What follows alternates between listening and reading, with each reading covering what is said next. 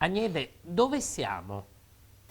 Siamo nella nostra casa a Venezia, alle Zattere, sulla fondamenta delle Zattere.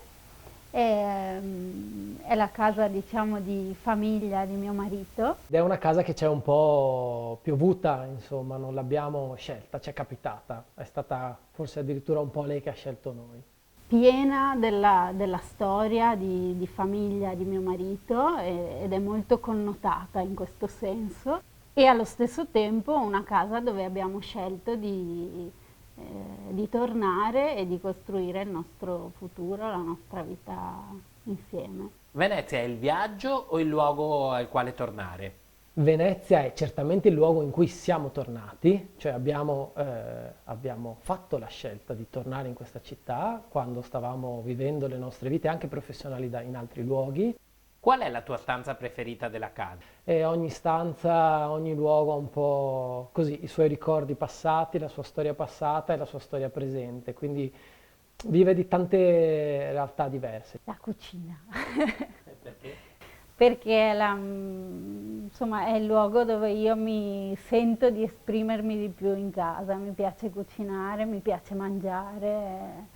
Vedo che alla fine tutto gravita intorno ai fornelli. Questa casa in parte è al piano terra. Come vivi questa pesante sfida dell'acqua alta? È successo tante volte che l'acqua entrasse in casa e lo si prende come, così, come un qualcosa a cui si fa fronte. Ormai abbiamo il nostro protocollo. Se l'acqua sommergesse la città, cosa ti dispiacerebbe perdere?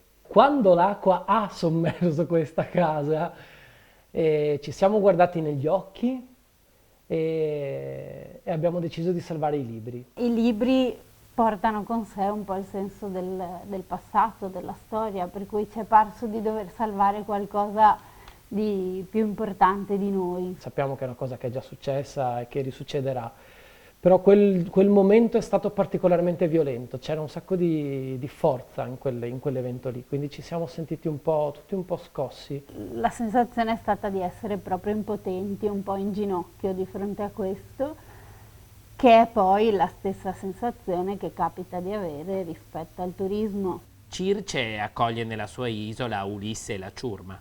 Tu come ami ricevere? Ci piace che le persone ci suonino il campanello, ci bussino alla finestra passando. Questa casa la consideriamo molto ospitale, cioè la viviamo come un luogo dove le persone dall'esterno entrano e si sentono molto a loro agio.